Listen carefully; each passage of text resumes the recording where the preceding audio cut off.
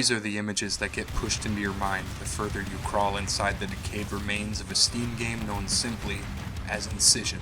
Earlier on in my channel, I reviewed a game known as H-Rot, which is what today's game reminded me of, with its pixelated rust-colored graphics and the horrendously brown and sad atmosphere that surrounds the player constantly. With a demonic arsenal that is inexplicable and a strange motorized scythe weapon known as a saw spear, the player takes control of an even more intangible character. You're some kind of researcher who ends up getting killed by a large entity of unknown origin. After it impales your fucking face, the player suddenly rises again, but under a rotten, spiteful guise of who they once were. INCISION tells the story of a corrupt soul hunting other corrupt souls. There's no such thing as humanity anymore. Mankind is extinct. Left behind are nothing more than remnants of the past who are eager to destroy you by any means necessary. Utilizing a wide variety of enemy types, INCISION offers some of the most unique and epic gameplay I've seen in quite some time. It's the boomer shooter designed from inside the walls of Satan's rotted corpse. The uncomfortable vibe I get from this game's environment is immaculate. You're always looking around, trying to find secrets and ammo while progressing the level. In doing so, your eyes are shifting past lots of traumatic things, demons from a new world that attack you in droves, clearly outnumbering you by the thousands. Blood and gore riddled in almost every aspect of these dangerous places. One can only question things so far before discovering the root cause. Shown off in a tremendous fashion, the enemies within INCISION are one of a kind, creating a great balance of both narrative and challenge. The disgusting imagery isn't going to be turned off, so the only choice is to get over it and progress. Armed with a revolver as your first weapon of choice, you can deal fast-paced damage to the multiple targets that come forth to stop you. If you hold the right mouse button, the player will spin the gun in an infinite loop, charging up your shot. Whenever the gun glows in a subtle, shiny way, you can pull the trigger and cause lots of damage. It's very satisfying, and I hate that ammunition for it isn't too common, because it's a lot of fun to use. The melee weapon granted to the player is, like I said, a weird combination of a pole, knife, buzzsaw. Doesn't sound like it would make much sense, but I'm not exaggerating when I tell you, it's a really cool weapon. It conserves a lot of ammo for your guns because the fucking thing can chew through almost everyone.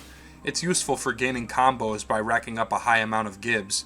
If you hold Q, the player can deal a massive amount of damage to everything nearby with one heavy swing. Early on, you can find the combat shotgun, which blasts big holes into your enemies. Its secondary fire is a rapid-fire entourage of bullets, which is useful if one is confronted by too many inklings of evil. I gotta admit, it's probably my second favorite gun in the game. It's very convenient due to the high ammo spawn in the loot pool. The machine gun is a dual-barreled force of nature with a fantastic balance of firepower and versatility. Its secondary fire launches hot explosive grenades, wiping out tons of enemies in your path. It's also capable of overheating, but the gun doesn't stop shooting. Instead, your bullets will begin to melt as they deal incendiary damage to your foes. Now that is an awesome fucking detail. Near the end of the game, you unlock this weird weapon called Kitty. I don't know, it's just a weird fucking organism sticky bomb launcher that helps you clear out massive rooms if need be, and the blood from the leftover battle can be collected to recharge your health. A neat weapon, but I didn't use it very often while exploring and gunning these assholes down. If you're really careful, you can utilize the usage of a powerful rocket launcher. Modeled after the American rocket launcher known as an M202 Flash, this thing eats mountains and shits ashen landscapes. It's devastating to your enemies, but what makes it better is having an option to launch a nuke. Yes, you can collect nukes for the launcher, but they're really dangerous and risk killing the player. I wouldn't ever recommend doing this kamikaze routine unless you have an extra life, but this launcher, dude, holy shit, it's so satisfying. Carnage and destruction. This is what the game's made up of, a bloody, fast-paced ultra-nightmare mode that blends a strange array of horrific concepts seamlessly. I played the absolute fuck out of INCISION. There's something fascinating about its rotten atmosphere and addictive grind. The enemies feel unique with their own cool tactics. They have a very specific set of skills that help to trip the player up and catch them off guard. As you're mowing down the bastards that hunt you, you're learning how they operate and what they are. Mind you, I don't think any of these assholes have names made by the official developer, but then again, I haven't unlocked the bestiary yet. so let me continue. These armored guys look like hockey players with Nerf gear. I mostly considered them drones. They're all just fodder, I'm afraid, and there's an eternal supply. They shoot booger rifles and can pile up on you like a bunch of fucking flies to a garbage can. Keep your distance and never stop moving. These little assholes are what I like to call reapers. They basically storm up to you at max speed, slashing you with their knife arms. At first, your instinct is to blast them with a shotgun or something fast-paced, but no. The best way to kill these fucking things is by using the saw spear. They usually die in 1 or 2 swipes, conserving ammo for the player. I'm not gonna lie, it's pretty fun using the saw spear. It felt like a very iconic melee weapon immediately. There's also these things that look like spiders. They shoot a handful of radiated peanuts at you, so it can be a bit tough to dodge their attacks. They're fast, accurate, but they're weak, so they can usually be killed quickly. These thicker enemies I referred to as brutes because they can absorb a lot of damage and deal it back with each swing. They use a special variation of saw spear that can launch bouncy buzzsaws all over the fucking place. Wish mine could do that. There's a rocket guy who explodes after you kill him, making him a martyr for trying to damage the player from the afterlife. I've died a couple of times from underestimating these fuckers, but if you're a good distance away, they're much easier to deal with. These spider matriarch types are capable of launching slow homing projectiles that follow you around. They can be tricky because they add a new layer of difficulty to things if you're not focused on them. They'll stay far away from the other enemies, which pissed me off to no end. INCISION is no stranger to boss fights. Early on, you have to fight something called the Feral Armament. It's not a simple boss either. There's a strategy here that the player must follow in order to defeat him for good. He can set the floor ablaze in multiple directions, and his ground slam attack is fucking horrid. I couldn't find a way to avoid it. You'd think so long as you're in the air, he can't hurt you, but he still does. The big tub of fuck just slams his body onto the ground like a wet noodle. Defeating him is nothing short of satisfying. You know, I'm just now realizing this, but what the fuck is going on? I have no idea what the storyline is, and I have no clue who I'm fighting. I've been paying attention, it's just the loading screens are so vague and obscure with their cryptic messages. Are these the forces of hell trying to stop me from escaping? Is it heaven in a corrupted state, plagued by a sickness worse than mankind? Am I fighting angels who are also corrupted? Is it just a bad Tuesday afternoon? Like, why the fuck is nothing explained? This time, I have an answer. I read on an old subreddit with the developer that, when designing this game from scratch, it never had a story. The creator threw a bunch of random things into one big mixing bowl and decided that he would try something different as he went along. I can respect that, even though the game does still tend to have a loose scripture to follow if you're paying close enough attention. Well, that saves me the headache of having to solve the fucking mystery. I guess the point of this mess is, if nothing else, to bring vengeance upon all that stand before you. That's what it's made for, and the players know this. There's nothing more satisfying than well-adapted arcade combat when it's combined with fluent and fun controls. You have total control of your character's jumps and mid-air flight. Jumping isn't just useful for navigating the treacherous bogs or endless armies of fuckernauts, but it's also good for dodging obstacles and enemy gunfire. You can jump right over anyone on the ground, giving you the height advantage right away as well. Man, the map design is something to be studied. I wasted so much time looking for secrets and only ever found a few for each level, but I was also distracted with how rusted and rotten the world looks. It's interesting enough to invest me, and I only wish they pushed the narrative a bit harder. I'd love to understand why we're forced to be in this terrible place, yet I can't necessarily follow along with everything. The hidden walls are extremely hard to locate due to the textures, which made for a fun exploration experience. Thanks to its very neat control, INCISION hardly ever felt like too overbearing of a challenge. One thing I will say, it's easy to get lost.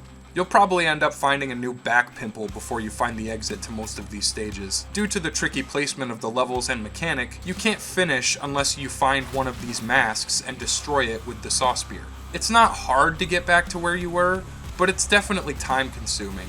You might roll your eyes after this one, but there's no quick saving for INCISION. No checkpoints, no save states, no nothing.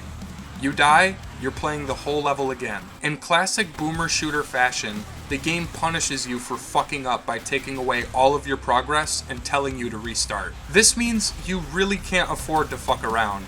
I know I always say that in my reviews, but this time is different. You can't just go back and redo a segment all because you accidentally hit the secondary fire button when an enemy was 2 feet in front of you. You need to learn your lesson, or get better, because the game doesn't care about your feelings. This is one of the few drawbacks of the game. In spite of how far you get, you'll die once or twice and have to restart an entire stage. Only after beating the main campaign are you able to select specific stages to replay. So that means there's so much grinding to do. Not that I'm complaining, Incision's gameplay is as addicting as buying lottery tickets. Somehow it has this aura within itself that prolongs the soul of the player to fight through the rotted remains. These creatures, they all want you dead. But to what end? Will they begin a new life after removing the biggest threat in their universe? It makes you ponder as you play, but the combat, it's something special. It entraps me in its Doom-like environment, having to find our way through the stage while killing everything in our path.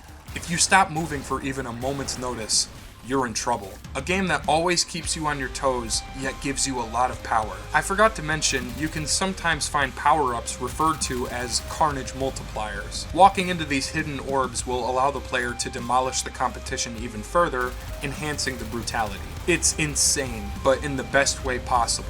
I recommend staying on the hunt for extra lives, which will restore your health to 75 if you take too much damage, though I'd also advise you to consider them as life tokens.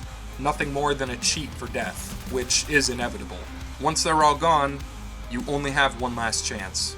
Then, it's back to the beginning of the stage. Honestly, the levels don't go on for an obscene amount of time, so it doesn't feel like that bad of a setback, at least not like how other games do. When I reached what I thought was the final boss, I immediately got myself hyped up to the max. Armed to the teeth with all the firepower I had, I charged into the domain of the Throned Firstborn. This giant, unexplainable creature is menacing in size, and just to add insult to injury, there are these totem-like beings that launch overpowered explosives in your direction. They hardly miss. This fight is a true testament to the player's skill set. Just before entering, they give you 2 extra lives and a ton of ammunition. In order to deal damage to the Firstborn, you have to destroy its totems, then use the saw spear to incise his brain until the next pattern of attack comes. It's not tedious at all thanks to the various tactic switching from all sides. One by one, you have to kill these fucking things. I'm so close to the end, I can't believe I'm actually gonna... Oh, fuck, god damn it. How come every time I'm right at the finish line of the boss fight, I manage to fucking die like a blind, drunken idiot? It was the last totem that needed to explode, and I totally lost. Guess it's back to the fucking beginning. Once he's dead, the player character is shown confronting the new holder of the throne. Through different interactive text pieces, you only learn briefly that there was a plague of some sort that stems from a throne where an intimidating shadowed creature stands.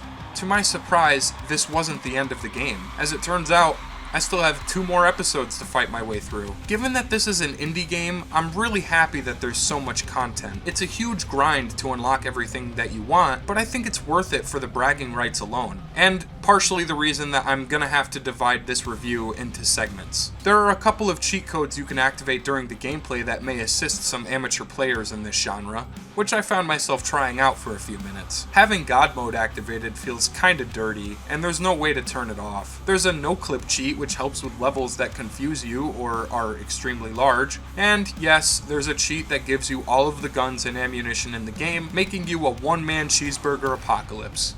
Well, let's rip off the band-aid.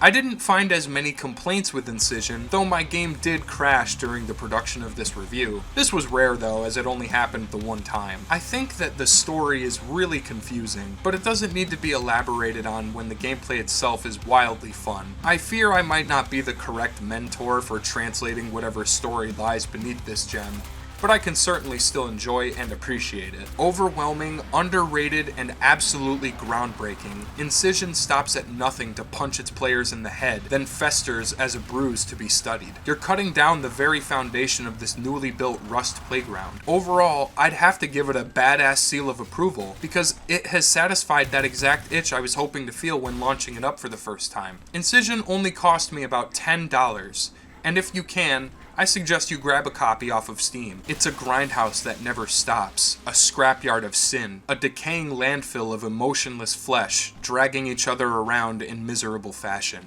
This is hell, so why not bring it all down? Thanks again for watching, everyone. Tune in next time and we'll be discussing a brand new game that I've had my eyes on for quite some time. And keep an eye out for my part 2 review of Incision. Sorry, I just don't have that much time these days because of my schedule. Thank you guys again for watching. I'll see you next time.